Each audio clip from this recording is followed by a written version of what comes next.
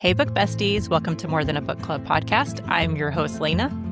And I'm your other host, LJ. And before we talk about what we're doing today, if you're watching, I'm in my actual library today because I normally record in the office. I have like a little setup, but I thought, why not consider moving to recording in here? So I'm playing around with that. But Leyna, what are we doing today? We have read our monthly book, which is Sandwich. Mm-hmm. And I loved this book. Mm-hmm. So what were your thoughts on this book? Your initial thoughts? My initial thoughts, like when I started reading, I was like, wow, like I was hooked. I was hooked from the beginning. I loved her writing style. She's funny. And I will say overall, this book, it's really good. It made me feel a lot of things. And I feel like our age group is like the perfect age group to read and appreciate this book. So what about you? What were your initial thoughts? Absolutely the same feelings. We are the sandwich generation, and that's what this book is all about. It is, I think she says she's 54 in the book. Okay. The main protagonist. The main character. Rocky. And she's Yes. 54. She has kids in their 20s, like early to mid 20s, and then she has aging parents.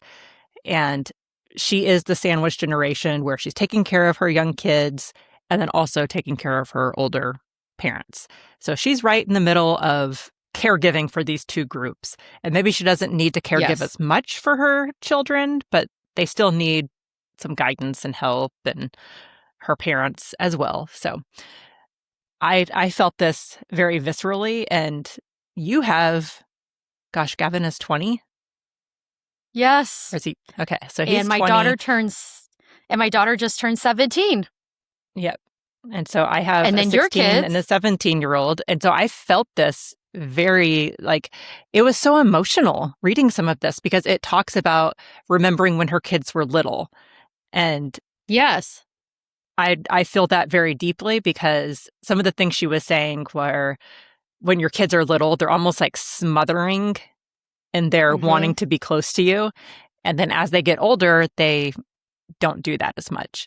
And like my kids used to lay with me and cuddle, and now that is a very rare thing. And you don't know when the last minute they're going to cuddle with you is. Like Piper used to lay on top of me and she used to love that and lay beside me. And now she's like, no, that's weird, Mom. know. And I'm like, see, I Kaylee will miss that. sometimes. Kaylee will sometimes. And especially if she's sad or something, she still will be snuggly. But not like when she was little, like where she'd be all over me. And that's kind of what she's talking about because she's like, I love it. At the time, she felt smothered, though, which I totally agree. It can feel overwhelming. I called Piper my spatula kid because I felt like I was going to have to use a spatula to get her off of me. To like remove her. Oh my gosh. But yeah, so I felt that our kids are getting older and they're starting to navigate these more adult situations, and we're having to change from taking care of them to guiding them and letting them make their own adult decisions. I know, I don't like it. This book, they go to this summer cottage every year. They have since the kids were little. And is it in Cape Cod? Yes. I feel like it was Cape Cod. Yeah, Cape Cod Beach Town. Yeah, it is. Yeah, I'm looking at your notes. But they go to this Cape Cod beach town, and they've gone there for like 20-something years, go to the same little cottage every year. And their kids are grown now, grown and flown, but they still come back for this vacation. Her parents come for a few days to the cottage as well, so that they all have, 3 generations of family there. We find out along the way that there was going to be a third child, but some circumstances happened that. So I guess this should come with a trigger warning. This book does talk about pregnancy loss. It talks about reproductive rights. It talks about abortion. Those are just some of the things it talks about that if that's a trigger for you, maybe don't read this book. And I do have a friend that was like, I don't want to hear, she's like, abortion, whatever, if that's, your thing, go for it. But she's like, I don't want to hear about someone's abortion. And I was like, I Yeah. get that. And not only do we hear about the loss of a child for Rocky, we also hear her son is dating Maya. So her son, Jamie, is dating Maya. And it turns out Maya is pregnant. Yes. And she tells Rocky, and then they're talking about it. And Maya was like, oh, yeah, I got pregnant in high school and had an abortion. It was very clear cut and easy. That was the right decision. But at this point, Jamie and Maya have been together for 5 or 6 years. She's ingrained in the family. They're adults now. They're making good money. They both have positions and jobs that are able to support a child, and they're trying to decide what to do. So different circumstances. Yes. It is. And yeah. I can see where that would be a struggle, because when I first read that, it almost seemed like she was flippant about having an abortion. That's what I was going to say. That's the exact thing that I was thinking, that she was very flippant. And the thing about that is that had happened, probably 10 years or 8 years prior to this. And we don't know Maya that well. I know people who have made that choice. And I do know that at least initially it's not an easy decision. No. And just like, in all honesty, just like with giving birth, there's hormonal aspects. And so no matter whether it's the right thing or not, I do know that there are emotions there. And she's had time to make her peace or recover.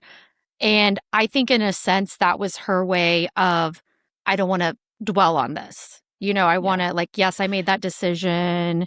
But yeah, I felt it kind of took me aback how flippant she was at first, until I was like, let's think about this character more. And I also thought about it at this point in time, she's working on her PhD. She's yes. Would she have been able to do all of that when she got pregnant in high school? Would that have happened? And maybe she looks at it as, that was a mistake. I had the abortion. I moved on, and my life, it was the right thing to do at the time. And I have friends that have had abortions, and it was the right choice for them. They I don't even think that they look back at it as something that they question. It was this is what I need to do. Yes. And I mean, this episode might not be for everybody, but I'm 100%, if a woman wants to choose that, go for it. Yes. I don't know if I could choose that personally, but I've never been in a situation where I've questioned, if that makes sense, what was going to happen. Well, and I can speak to that because, and I don't know if I've ever said it on the podcast, but I am very open about this now that both my children know this. I got pregnant with my son before I was married. I had thankfully already finished grad school and I was engaged to be married. So I guess in some ways I was in a similar situation, except I had finished school. So I had my first job, all these things. I had a lot, but I ran through all the thoughts. I was like, you have to think about everything. And for me personally, it was the right thing to keep my child. It was a no-brainer for me. Now, that's not to say that I don't want other people to be able to make their own choice, because I think they should. I got to make my choice, and my choice was to keep my baby. Or I'd hate to say, I don't want to say you didn't keep your baby. You know what I mean? I don't want to say it, and I feel like that's kind of offensive to say it like that.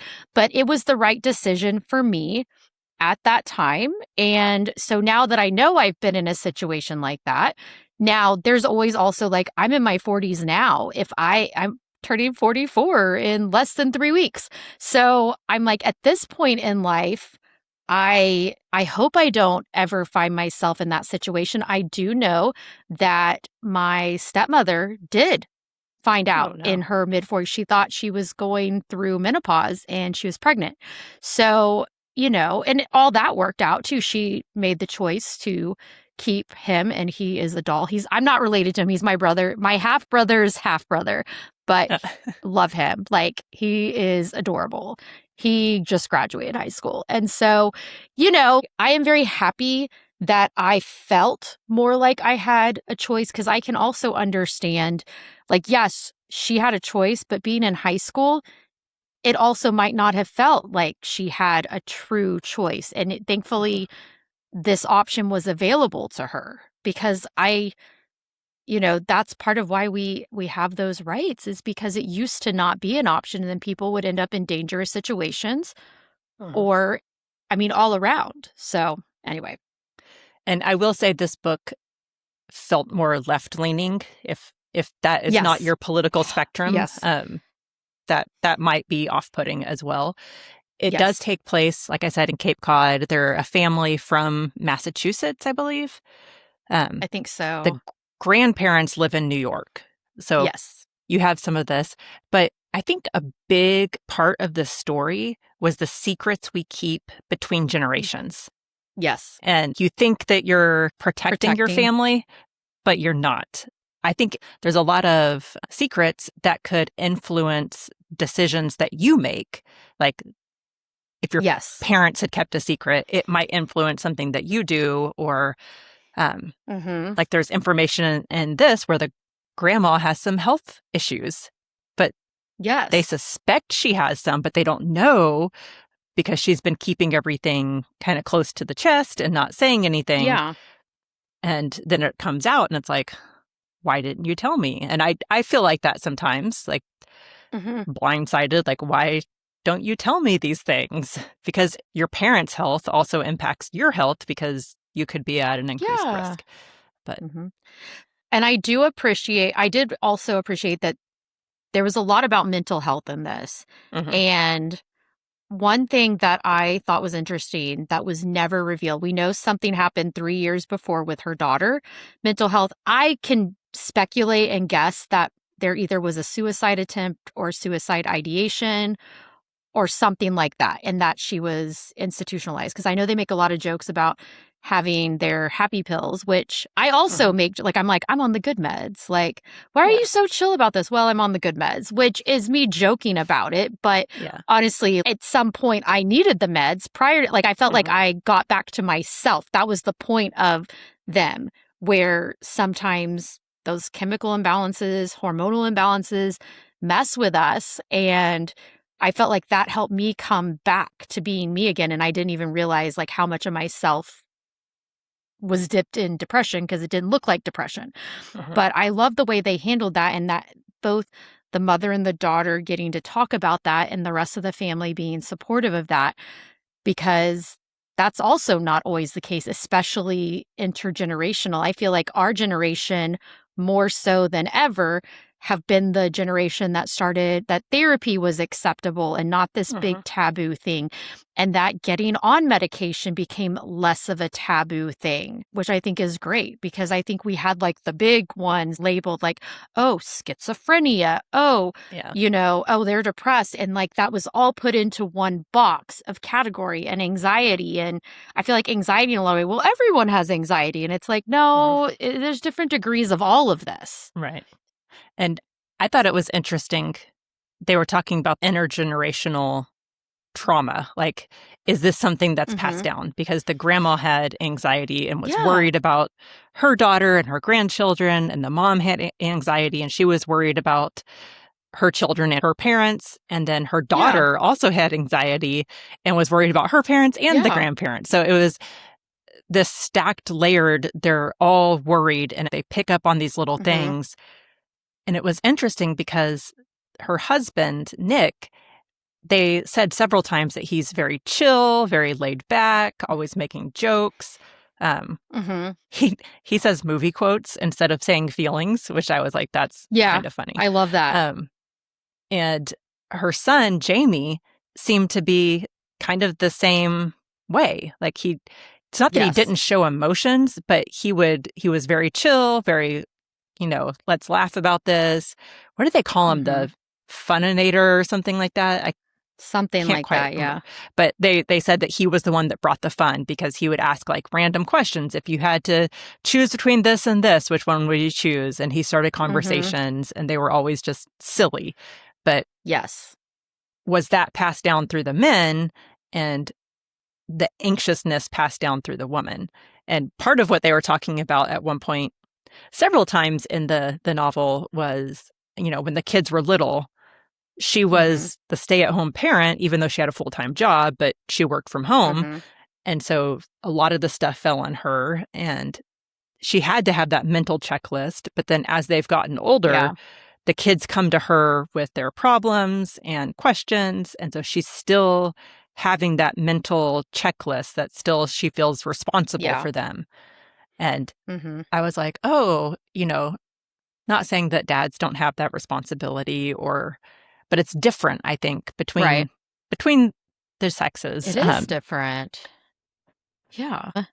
Yeah, there was some quote, and I'm trying to find it, where basically, like, where Nick, the dad, was like, okay, well, someone has to basically be the stable, logical one. And then Mhm, he's like, and some of this stuff, you're putting yourself in the middle of things that you shouldn't. And I think that's a mhm. very real thing being a mom, is that we're Yes. used to, because for so long we're supposed to be in the middle of everything, and Mhm, we have to start to let go. And I think that, I will say, from being an only child and being really close to my mom, that she's not very good at that. And also seasons, I mean, I love you, Claudia, seasons of that, like I went through my divorce and I could not adult for a while. I did not want to adult. And so I was so lucky that she could step in and help me and kind of be a partner in crime. Not to say that my stepdad Dean didn't either. Like everyone, like so many people stepped in on that. And I think then it was kind of hard when I started to pull back. And I think it's just in her nature. I think she has enough anxiety to be like, if she's worried about something, she's got to tell me. She's got to tell whoever she's worried mhm, about. And it's not necessarily a bad thing, but sometimes I'm like, you know, like I am an adult. I am adulting. mhm. I'm doing okay. I might not do exactly what she wants or how she wants it, but I'm doing pretty good, I would say. So And I I think feel that's like that's something, made maybe that's just a me, mom thing because my mom is kind of like it that might too. be, well, but so I feel like because of that, I've kind of gone the opposite. And as soon as my kids could start taking care of stuff on their own, I've let them. And Mhm. I didn't even have to make them. And the thing is, I always had anxiety undiagnosed. I was content to let my mom take care of things, or like I didn't want to have to handle it. I'm a millennial. I don't want to answer the phone. I don't want to, and I'm an extrovert and I don't want to make phone calls because I'm also a people pleaser. And I'm like, I don't want to offend anyone that I'm calling, like I'm a mess. But I think you're right. And I think it is a mom thing. I notice myself doing it to the kids, and there's some times that I've had to say, Derek, you take this one because Mm-hmm. I don't think that I'm going to come across in the same patient, calm way that you are. And I'm like, Right. I'm just going to feed the anxiety, feed the problem, and make everybody like it's just yes, Same. it's why we complement each other so well because he can be that rational one and remove the emotion, whereas my emotion is right there and front and center. And I think this book did Yeah. a perfect job of showing that. And then not only that, but she's going through menopause and Yes. she's talking about all the things. And a lot of it That is was stuff that scary. it was scary because it's like, oh, this is coming. But it's stuff that, you hear a lot about childbirth. You don't hear a lot about menopause. And honestly, I didn't hear Mm-mm. about childbirth really until I was No. going through it. Like, I had no idea what a mucus plug was. Like, what the heck? I didn't even read the end of the book because I was like, it'll be fine. And it was. I I didn't think do a I tour. read the end of the I didn't book do any of first. I that. was like, what's happening? Yeah, no. So, but yeah, it's you true. you live through it and you know more about it, and then your friends are going through it and they're telling you about it. And Mm-hmm. like whenever we had babies, there was the baby center like .com. message board thing. And I read that all the time I did too. past because it would have like your pregnancy month, like when you were due. And so you could watch other people through their pregnancies, Mm-hmm. but then you could go and look at previous months and see like, oh, they've already had their babies. How did things go? What did they go through? So I would go Mm-hmm. read those and be like, okay, now I'm prepared. But I don't think they have Yeah. anything similar for menopause. Like, and maybe we just haven't No, discovered it yet. That could be it too. maybe not.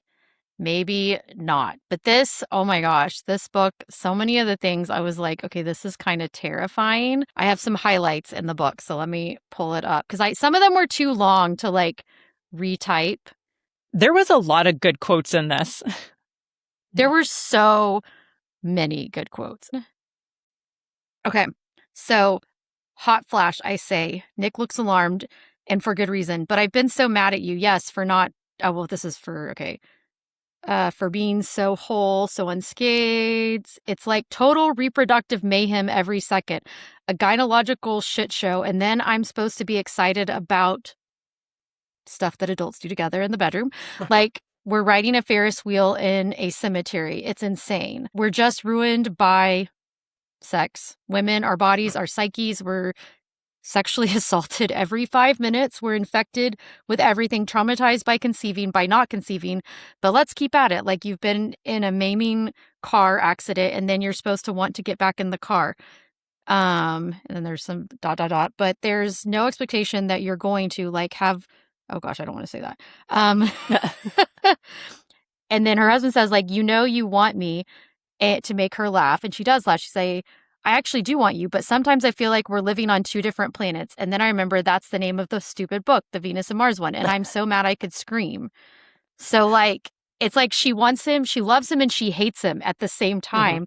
And I'm like, oh my gosh, the rage. Like, Which I've how? heard that Like, this about is not going menopause. to be Like fun. Yes. the drop, I think it's the drop in estrogen makes you like, there's a big, that's one of the things I've heard is that you get irrationally mad at your partner. And that's why some divorces Mm-hmm. happen around that time because there's Mm-hmm. just so much anger.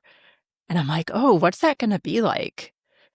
Because Well, and I feel that's like I like, already have fluctuating moods. How's my husband going to handle that? well, like there is a part in this where near that, which by the way, her husband is amazing. It's like he gets Mhm. it. She's like, I'm afraid you're going to leave me. And he's like, I'm not going to leave you. I'm afraid you're going to leave me. And it was Yes. like, just to see that kind of love of their life together. And he could have been so frustrated and, hightailed it out of there because of the way she was treating him, which that was me too. I was identifying with her fear. I'm like, oh my gosh, she's going to run this man off. But then he also, because of the way she was acting, his fear was that she was so frustrated with him that she was going to leave. And Mhm.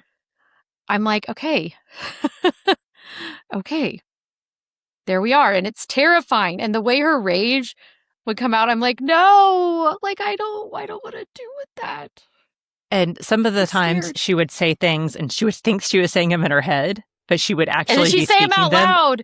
And she's like, oh, Yes. did I say that? Like, I didn't mean to do that. So Mm-hmm. that was Yeah. I that have to was tell one you thing that stuck something. out to me. Yeah, go for it. I have to read you this quote that I highlighted. This is so funny. I feel like we all can relate to this. So this is late at night. This is after she accidentally, instead of searching on Google, like commented on someone's post when Oh, she realized yes. that, like they'd shared that someone had died. And instead of searching, she like searched like the name of the person, like Suicide or death, something. Yeah. suicide or something. And so anyway, so then that happens. She deletes it, but you get the notification. P.S. One time years ago when they moved the search bar, I thought I was searching for someone and I put their name in my like status update and it tagged them. Like that's all it Oh, was their no. name. And so I deleted it and I'm like, oh my gosh, they never said anything. But anyway, okay, so this is what she said after this. Now I'm scrolling on my phone in the night. I can't sleep. I'm looking at halloumi recipes, a root beer pound cake, someone popping corn in an open pan the size of a flying saucer. I download an alcohol tracking app. I look at bras, acne medications, CBD vaginal suppositories, otters floating with their pups, a guilty dog who's chewed a sofa cushion to bits. I read the Wikipedia page about Treblinka, the Wikipedia page about prolonged grief disorder, the Wikipedia page about Tempe. I watch twin babies making each other laugh. I read an illustrated WikiHow article on divorce. I imagine living alone. I could live alone, could I? I mean, probably. I'm definitely taking Chicken, though, which is the cat. I think defiantly. Why do I always break my own heart? But anyway, so I'm like, this is so like, this is scrolling in a nutshell. Perfect. Yes, it is. I just thought And that was funny. late night scrolling when you're like, I should really be asleep, and I probably could fall asleep if I put my phone down. And yeah, you have a quote on here in your notes that I was like, oh, it strikes me. Which Her daughter one? Willa is saying, Mom, try not to hurt your own feelings for no reason. Yes. She says, this is sensible advice. And I'm like, yes, I can totally relate to that, because I'll sit and ruminate on something and then it's not anything, but I'm taking it the wrong way. So I felt that. There was a lot of things that I connected with in this book. There were some that I didn't connect with. I felt like they were a little bit too open between the younger generation and the parents. I'm like, some things we don't need to talk about. Maybe that's just me, but at one point they go nude swimming, the mother and the daughter. I'm like, nope, would never happen. Nope, nope. Absolutely not. The husband tried to put the moves on his wife while the daughter is sitting not right there, but like they're in sitting a loft, in the next so little there's area. not privacy. They can see downstairs from the loft. Like, no. I'm like, no. So there was a couple of things that I was just like, eh. And then some of the conversations they had, I was like, I'm okay if my kids don't talk to me like that, or maybe it'll be different whenever they're adults, but I don't know. I have always had a thing like, I don't need to know about my parents' sex life. They don't need to know about mine, and my kids don't need to know about mine. Like, there are just certain boundaries that I'm going to have. Yeah. And maybe that's me being prudish. I don't know. But I don't care. It's just a boundary that I have. And that's fair. I think that's fair. Yes. I've had very open conversations with my kids. My son, not as much, but my daughter is, in a lot of ways, very open with me. And I do really appreciate it. I do get uncomfortable, but I do like that she's still a kid. Like, I do appreciate that she has that comfort level to come to me, because this is still a season of, like, I'm here to rescue. Like, don't get me wrong, I will rescue forever, however I can. But this is still her figuring things out. But yes, there have definitely been some conversation topics that I'm like, okay, I get why my mom wouldn't want to talk to me about this stuff. I also don't know that I want to talk about it with my daughter, but I'm like, I don't want to shut that door and freak out if she says something, you know? Yeah. And I can totally see that, like... Yeah. Well, I freak out about things, but what's funny, every time there's been big moments like that with either kid, I mean, I'm going to say this is God. Like, there's like this, like, it's like he's like, no, you're going to sit. Like, he like takes over. Like, I can sit there and listen and not freak out right away for the most part. Now, when my son originally was going to go into the Army, I did freak out. So, but I calmed down. I said my piece one time, did not beat him over with it. But anyway, but yeah, it is uncomfortable, some of this stuff. And I'm okay with boundaries. Like, yes. And there are certain things that I want my kids to be comfortable coming to me and talking about. And we have had, I try not to keep secrets from them. That's one thing. Yeah. I mean, to a certain extent. Maybe they're too young to understand something. Like, age appropriate. And kind of sharing things that I feel are very important. Yes. And that I think that it's good for them to know. There are some things, though, that 100%. I'm not ready to share with them that, like, yeah. Anyway, but that's kind of where I am. This book, I feel like it just did a really beautiful job of explaining the midlife. Yes. Where Rocky and her husband, Nick, had been married for, I think they said 20 plus years, which their son was like 26. So, and she was pregnant with him whenever they got married, kind of in your situation. But so they've been married for a while. They have a solid relationship. They've gone through things together. They've come out the other side of them. And this is just another life stage that they're going through together, is kind of how I feel about it. And Yes. as you're married, your relationship evolves. As you're a parent, your relationship evolves. So there's all these different things. And as you're a kid, taking care of older parents, and like my mom, I know a lot about her medical history because I was there for it. But my dad, I don't hear about things until like a week after it happened. It's like, oh yeah, this happened. You know, there was one recently where he called me on my birthday and I'm like, I know that noise. You're in the hospital and it sounds like you're in the ICU. And he was like, yeah. I'm like, you shouldn't talk to me about how my birthday went and then bring that up. But yes, just little things like that I think different parents, and maybe it's a gender thing that maybe, I don't know, because as a daughter, I feel like I'm really close to my mom and connect with her more. But yeah, that makes who sense. knows? There was another quote that I was like, should I read it? It was at the end. Okay. So you could decide to be happy, a friend told me once. She's a therapist, and we were walking in the woods near my house, stopping every now and then to call back to an owl who was hooting at us from the trees. The rest of it, put it in a little boat in your mind and just push it out to sea. Are you telling me to repress my sorrow and anger? I said, surprised. And she said, not repress, set free. I have to think about that, I said. And I thought, that is true at some point. Like, you work through it and then you do have to set it free and let it go. Easier said than done. Yes. And then after that comment, I think we should, I have an example of, I think it was the brother that started this conversation early on. You might have seen it in my quotes. Okay, here it goes. You guys, if it was a secret, would you want to see someone get eaten by a shark?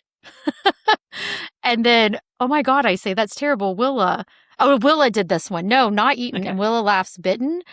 And the mom says, I mean, maybe nibbled. And then the daughter says, and she goes, same. Same. And then Nick says, you are bad people. And so I was like, it made me think about that. Like, would I want to see someone eaten by a shark? There is like a morbid curiosity of seeing a shark attack. Like, I don't want anyone to be attacked by sharks, but I don't know. Like, there is a morbid curiosity there. You could look at that from different aspects, like take the shark away and put it with something else, like someone having a child who's going through something, and it's like, oh, I don't want him to go through a really bad thing, but yeah, I would like to see how X, Y, and Z turned out if this happened. And yeah.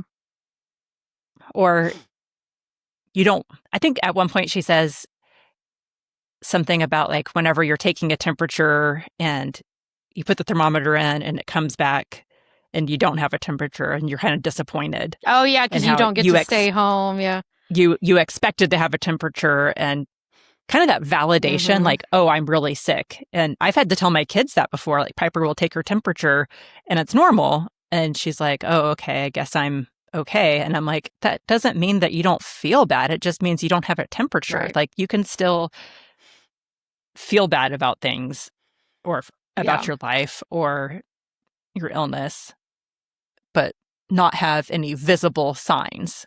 And I think that was calling back to the mental health stuff. Like you can seem fine, but like you don't have a fever, but you're still in turmoil internally. Yeah, that's true. How many stars did you give this book?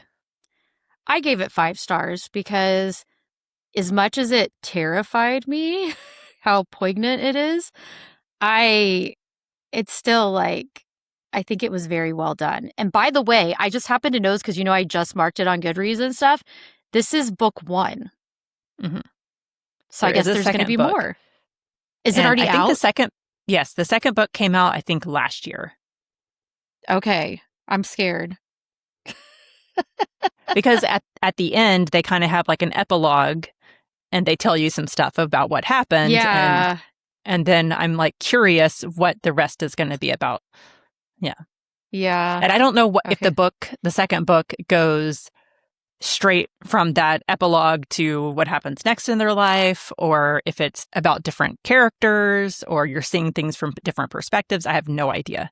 I'm going to find out right now. Let's see here. Oh, this one's called Wreck. Okay, let's see here. Wreck is a delight. What an absolute joy to be reunited with Rocky and her family, the characters we all fell in love with in Sandwich. If you loved Rocky and her family on vacation on Cape Cod, wait until you join them at home 2 years later. Rocky, still anxious, nostalgic, and funny, is living in Western Massachusetts with her husband, Nick, and their daughter, Willa, who's back home after college. Their son, Jamie, has taken a new job in New York, and Mort, Rocky's widowed father, has moved in. It all couldn't be more ridiculously normal until Rocky finds herself obsessed with a local accident that only tangentially affects them, and with a medical condition that she hopes won't affect them all.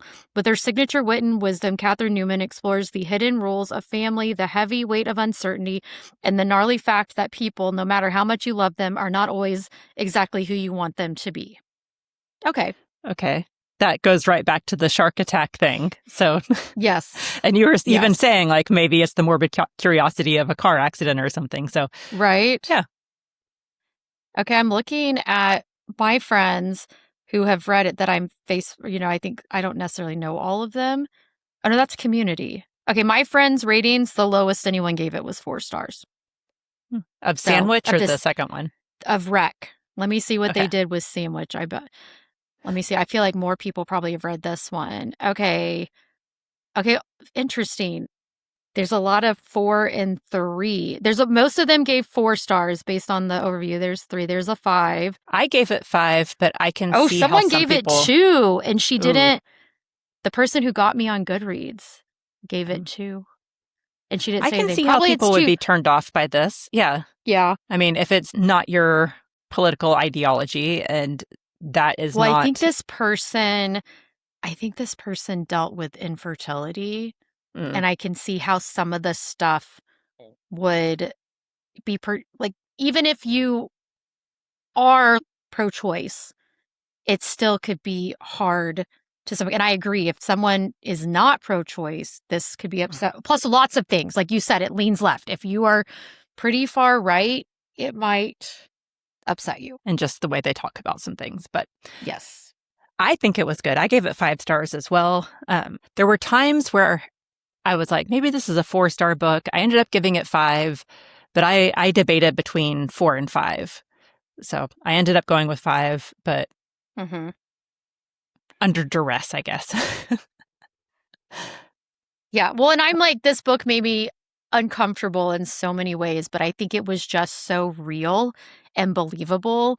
And I think that's what made me lead to 5 stars. Because maybe that's what it was when I was going back between 4 and 5, was that it did make me uncomfortable. And I'm like, some of these situations I don't think I could find myself in. And then some of them I was like, yes, this is exactly my experience and my fears and different things like that. So it kind of went back and forth. But overall, I would read the second book. I want to find out more about Rocky and her family. And they were funny. Like they had a very good funny rapport. Family. I liked all the characters. Actually, I liked her the least, but I think that's because I identified too much. I was like, no,